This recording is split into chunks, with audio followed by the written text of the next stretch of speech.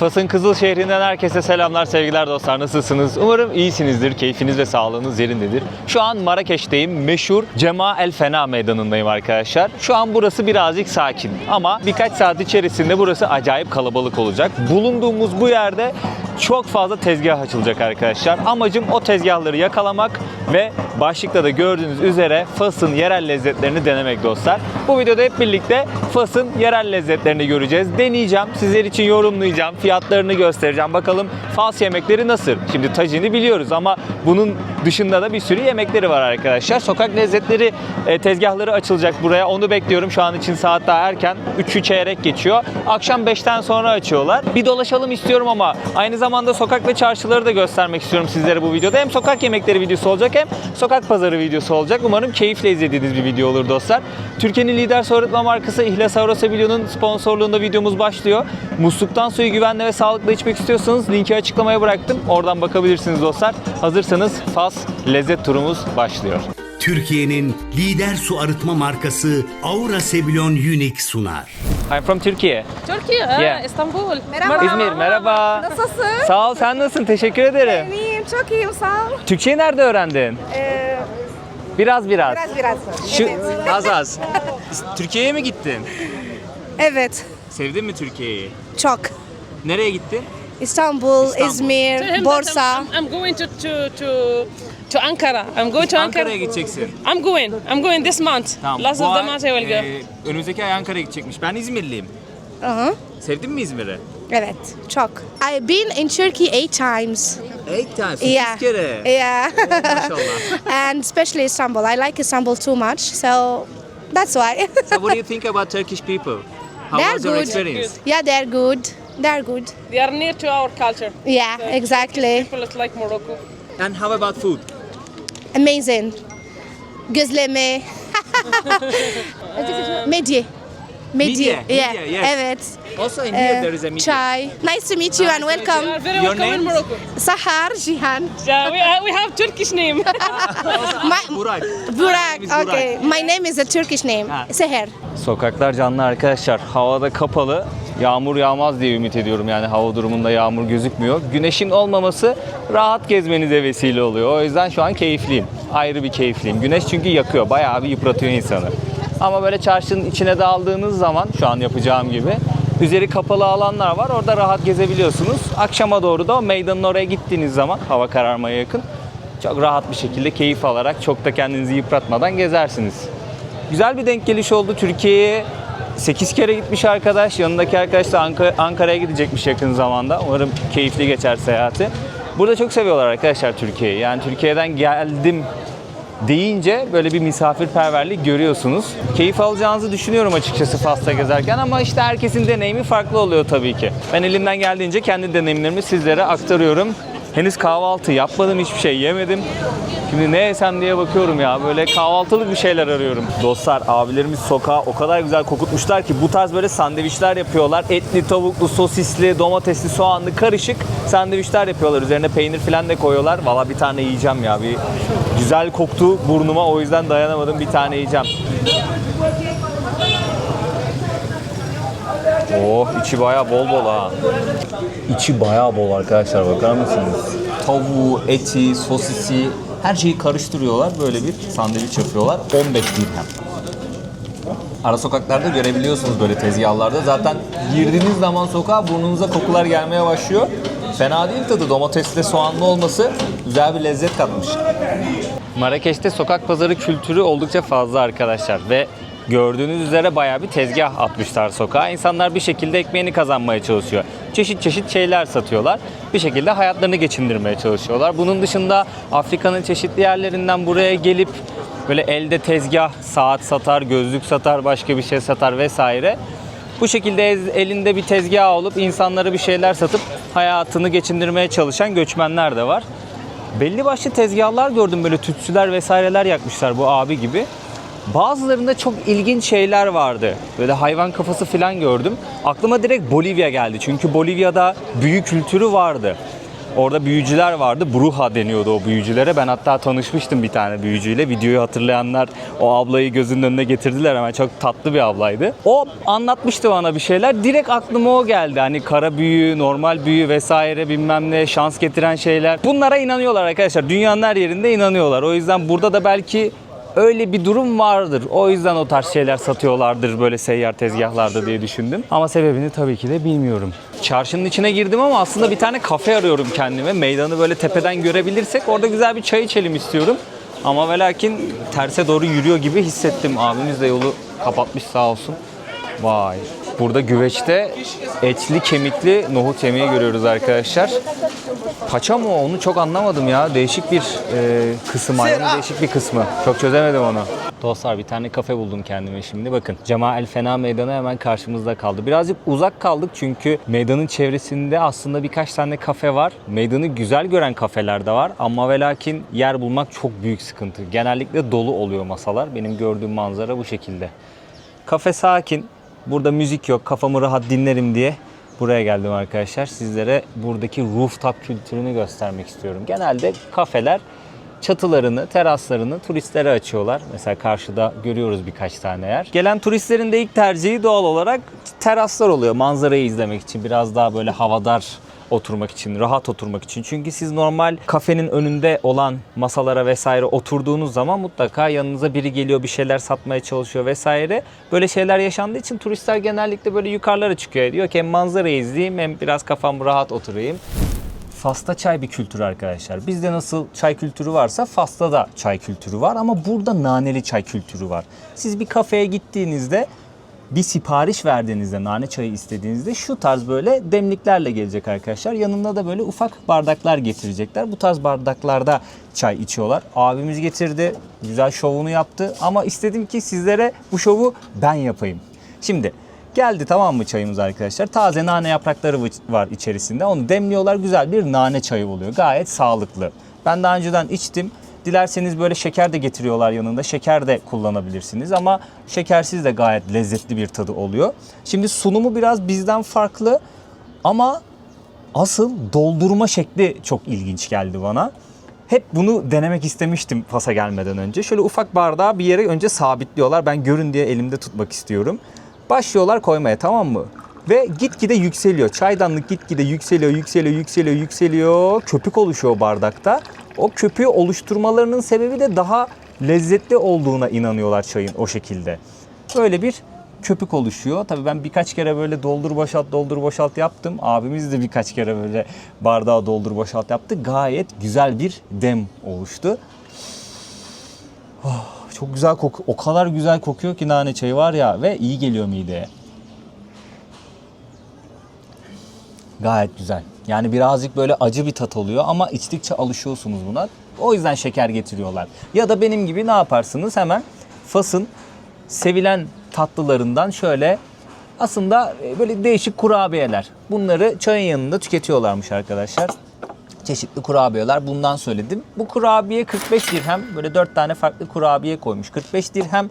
Naneli çayda 20 dirhem. Fırsat buldukça çay içiyorum burada. Birkaç bardak çıkıyor. 3 bardak falan çıkıyor böyle bir demlikten. Gayet güzel. Siz bir eve gittiğinizde de aslında bu tarz çay içiyorsunuz. Sadece demlik biraz daha büyük oluyormuş ama o yöntem aynıymış yani. Onu da kim nereden buldu, nasıl buldu bilmiyorum ama acayip hoşuma gitti o tarz yani. Bildiğim böyle şov yapıyorlar. Değişik. Bak turistlerin ilgisini çekiyor bu. Güzel bir şey. Şu an Medine denilen eski sokaklarda dolaşıyoruz arkadaşlar. Bir kapalı çarşı kısmı var. Burada amcamız ne satıyor? Buranın yerel lezzetlerinden biri, tatlılarından biri. Şöyle göstereyim. İlk videoda bunun bir farklı versiyonunu denemiştim. Bakın burada denetmelikte böyle abimiz koymuş. Fıstıklı, fındıklı, cevizli, bademli çeşit çeşit böyle sokakta satıyorlar bu tatlılardan. Dilerseniz evde tajin yapmak istiyorsanız, yani güveç yapmak istiyorsanız Fas'tan böyle geleneksel güveçler de alabilirsiniz. Tajinler de alabilirsiniz. Böyle çeşitli farklı güveçler de yapıyorlar. Hepsi el emeği olsa gerek. Şöyle göstereyim dostlar. Medine buralarda tarihi sokakları temsil ediyor. Bir Fransızların sömürü döneminde kurulan yeni şehir kısmı var. Bir de Medine'ler var. Yani eski şehir denilen kısımlar var. Şu an bir sokak pazarındayız. Medine'leri gezerken hem sokak pazarlarını görüyorsunuz, insanların yaşadıkları mahalleleri görüyorsunuz.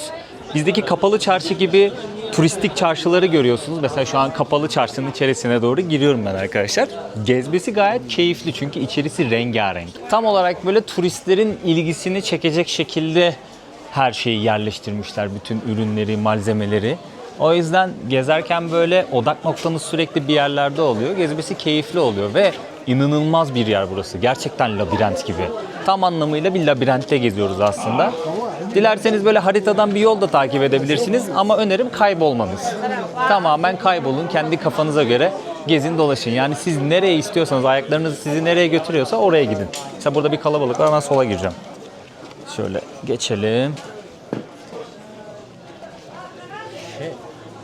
Şu an mesela çarşının içerisindeyim. Çarşının içerisinde ufak çarşıcıklar var.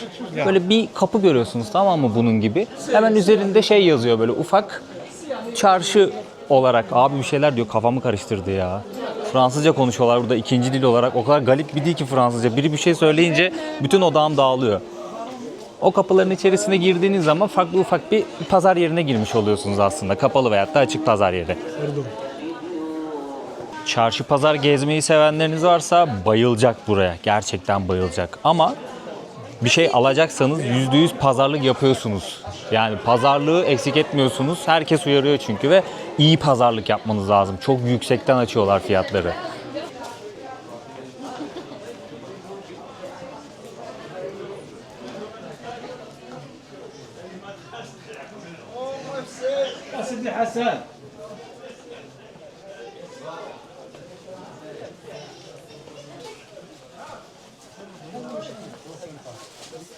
Biraz önce bahsettiğim o ara sokaklardan bir tanesi. Farklı bir sokağa çıkıyorsunuz. Çarşının başka bir kolu. Yani tamamen bir örümcek ağı arkadaşlar burası. Hatta iç kısımlara falan girdikçe deri atölyelerini görüyorsunuz. Çanta vesaire yapıyorlar arkadaşlar. Orada durup izleyebilirsiniz. Nasıl yaptıklarına bakabilirsiniz. İlginç oluyor izlemesi. Bu gördüğünüz bütün deri çantaları buralarda işliyorlar aslında. Bulabilirsiniz onları.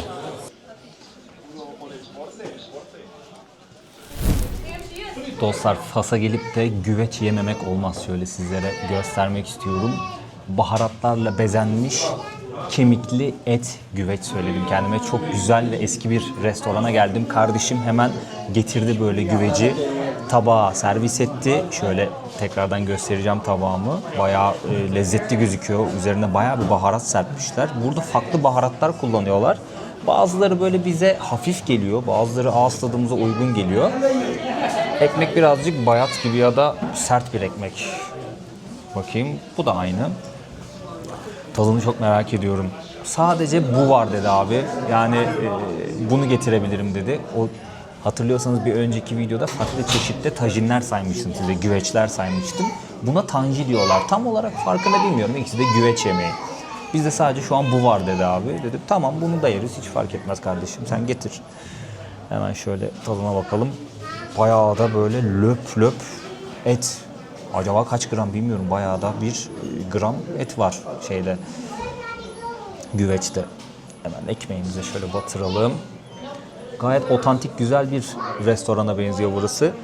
Yani puanı şöyle söyleyeyim. Google yorumlardan buldum ben burayı. 3000 küsur falan yorum almış. Puanı da 4'e yakındı. Aslında çok iyi bir puan değil gibi ama övenler vardı. Bayağı övenler vardı. Dedim bir gelelim tadına bakalım. Yakındım bir de zaten. Baharatlar çok güzel bir tat vermiş. Baharatlar harbiden güzel bir tat vermiş. Dana eti bayağı da bol. Yarım kilo falan var herhalde ya dana eti. Yani kemiklere bakıyorum da az bir kemik var. Geneli full löp et böyle. Hafif böyle sulu olmuş bir de. Güzel marine etmişler şeyle. Baharatlarla. Hoşuma gitti yani. Hoşuma gitti. 3.8 puan. Bilmiyorum ya, düşük geldi bana aslında. Daha da fazla olması lazım. Ben daha yüksek puan verirdim buna şahsen. 200 dirhem bu arada bu arkadaşlar. Hiç ekmeğe de gerek yok bu arada. Boşuna böldüm ekmeği. Löp löp et ye. Geç. Dostlar bakın. Etlerin nasıl pişirildiğine dair burada fotoğraflar var. Şöyle göstereyim sizlere. Aha da burada pişiriyorlar. Şöyle ışığı da açtı arkadaş benim için. Şöyle göstereyim. Etler burada pişiyor. Yerin altında böyle birkaç metrelik bir çukur açmışlar. Burada kömür ateşinde pişiriyorlar. O yüzden bu kadar lezzetli. Gerçekten çok lezzetliydi ya. Baharatı çok iyiydi yani. Yediğimiz yemeğin ismi tanji arkadaşlar. Tajin güveç, o pişirilen kabın ismi. Pişirilen kabın ismiyle yemeğin adını ben bir an karıştırdım. Kusura bakmayın, şöyle sizlere restoranı da göstermek istiyorum. Yolu bu tarafa düşen olursa çarşının hemen içerisinde Çezlamine Haj Mustafa isminde bir restoran arkadaşlar. Şöyle içeriği de göstereyim. Otantik bir restoran, eski bir restoran. Aha da içerisi böyle. Yukarıya da çıkabilirsiniz ama şu an yukarıda sanırım yer yok. O yüzden ben çıkamadım. 200 dirhem ödedim arkadaşlar. Şöyle tekrardan restoranı göstereyim sizlere. Şöyle sizlere fiyat listesini de göstereyim. Bakın benim yediğim şu. Tanjiya Marrakeşi diyor ya, buraya özgü bir tanjiya. Yarım kiloluk olan güveci yerseniz 100 dirhem. Benimki 1 kiloluk güveçti, 200 dirhem. Onun dışında farklı güveçler de var. Sanırım erken bitiyor. Erkenden gelip yemek lazım.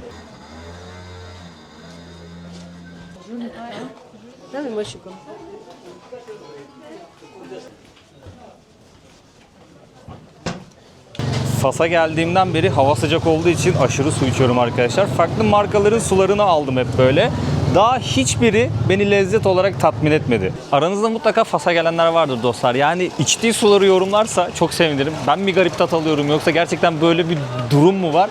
Merak ediyorum. Geçen hatta boşluğuma denk geldi. Böyle kıraathaneye oturmuştum. Çay falan içiyordum. Siz oturduğunuzda direkt su getiriyorlar masaya. Ama kapalı su getirmiyorlar. Açık su getiriyorlar. Ben de boş bulundum, içtim. Normalde içmemeniz gerekiyor. Yani açık su içmenizi önermem yurt dışında. Olabildiğince böyle şişelerden su için. Yani tat olarak mesela bu da beni tatmin etmiyor lezzet açısından. Garip bir tat alıyorum ama güvenli diye düşünüyorum açıkçası. Biliyorsunuz bir süredir kanalımın sponsoru Türkiye'nin lider su arıtma markası İhlas Aura Sebilyon Unique. Biz evimizde de kullanıyoruz arkadaşlar ailemle. Oldukça memnunuz. Bir kere damacana taşıma derdi yok. Direkt suyu musluktan içiyoruz. Sağlıklı ve güvenli bir şekilde musluktan içiyoruz. Öyle su bitti, telefonla ara su getirsinler, öyle bir derdimiz yok.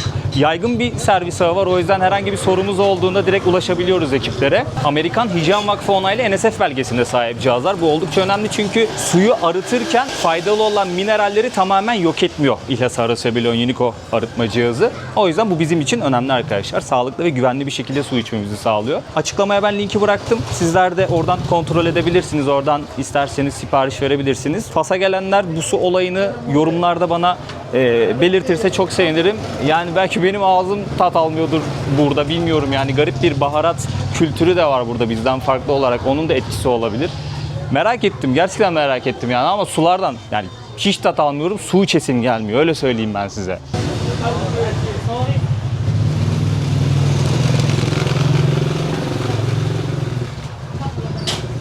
Evet dostlar, meydan kalabalıklaştı. Burada tezgahlar kuruldu. Çorbalar kaynıyor. Izgaralar yandı.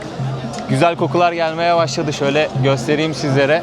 Burada birazdan bir şeyler atıştıracağız ama öncelikle Fas'ta arkadaş. Nasılsın? Aleykümselam. Sağ ol abi. Merhaba. Arkadaş. Eyvallah. Eyvallah. Eyvallah. Öncelikle burada salyangoz satıyorlar arkadaşlar. Onu bulup onu yemek istiyorum. Büyük ihtimalle tadını sevmeyeceğim. Ondan sonra bu ızgaralara dadanacağım. Welcome to Morocco. Eyvallah. Where you from? Türkiye. Trabzon. Trabzon. Trabzon. İzmir. Kardeş Hasan Şaş Yavaş. Herkes burada Hasan Şaş yavaş yavaş. Türkiye'yi tanıyorlar, biliyorlar. Birçoğu gelmiş, ziyaret etmiş. Çalışan var, arkadaşı olan var. Öncelikle salyangozu bulalım, sonra buradaki yemeklere düşelim. Selamünaleyküm. Oh evet, Türkiye. Şöyle sizlere şeyleri göstermek istiyorum, salyangozları göstermek istiyorum. Çok ilginç bir kültür. Daha önceden hiç denemedim. Böyle suyun içerisinde sanırım sıcak tutuyorlar. Yani deneme olarak ben isteyeceğim bir porsiyon. Oh, abimiz nasıl götürdü ya. Afiyet olsun. Afiyet olsun. Şükran abi. Tadına bakmak için küçük kasede aldım arkadaşlar. 10 dirhem bunun fiyatı. Büyük kasede alırsanız o da 20 dirhem. Şöyle tezgahı göstereyim abimizin. Dostlar, yani bunu midem nasıl kaldıracak bilmiyorum ama istiridye falan yedim. Öyle bir şeydir diye düşünüyorum. Baharat döküyorlar mı acaba ya? Abi, is there any spicy? Önce sade bir tadına bakalım. Daha sonrasında baharat istedim. Baharatlı tadına bakarız.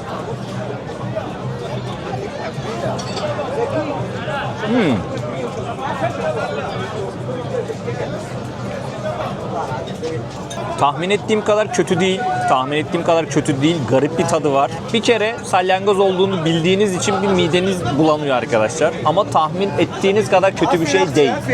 Yumuşak et. Harbiden kötü bir tadı yok.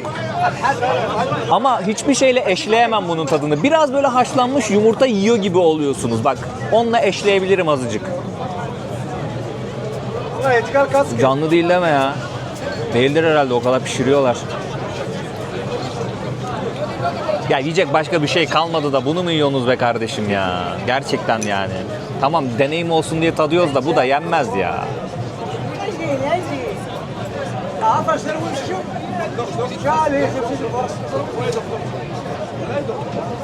Bu sefer baharatlı yiyelim, bakalım tadı nasılmış. Baharatlı daha rahat yersiniz. Direkt baharatın tadını alıyorsunuz. Hiç bunun tadı gelmiyor, sıfır. Direkt baharatın tadını alıyorsunuz. Beklediğim kadar kötü değil ama sadece denenir. Bir tane ye, düz ye, bir tane baharatlı ye, 2 tane. Başka yemene gerek yok yani. Keyifle yiyebileceğiniz bir şey değil.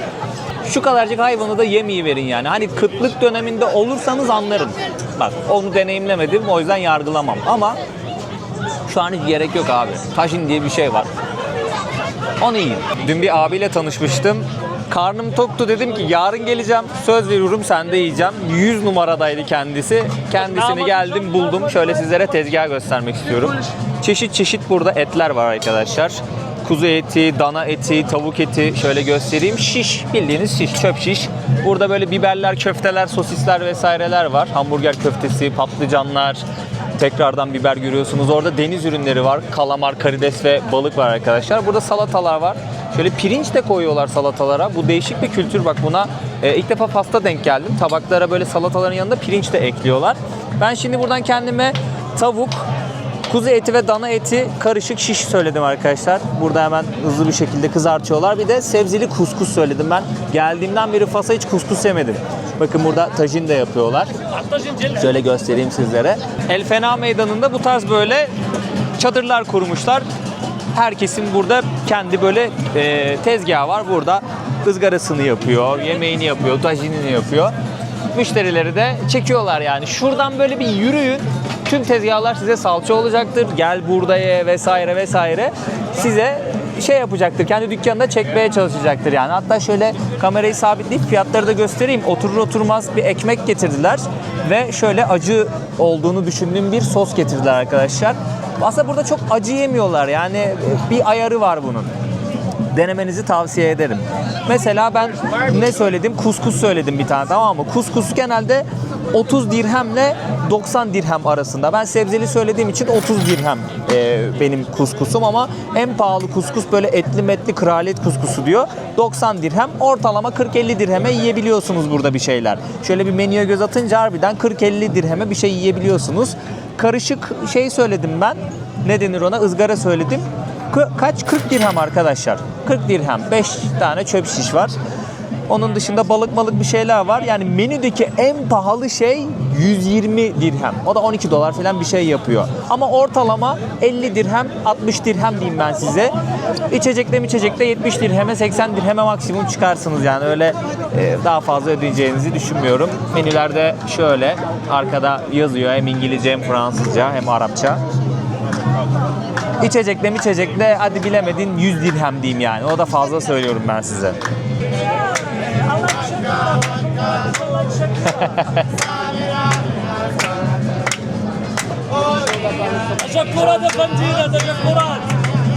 Dostlar, yemeklerimiz geldi. Öncelikle sizlere kuskusu göstermek istiyorum. İlk defa deneyeceğim kuskusu. Sebzeli söyledim ben. Etli ağır gelir çünkü bayağı bir et yedim ve zaten et hali hazırda sipariş ettim. Şöyle göstereyim. Tavuğumuz var, dana etimiz var ve kuzu etimiz var arkadaşlar.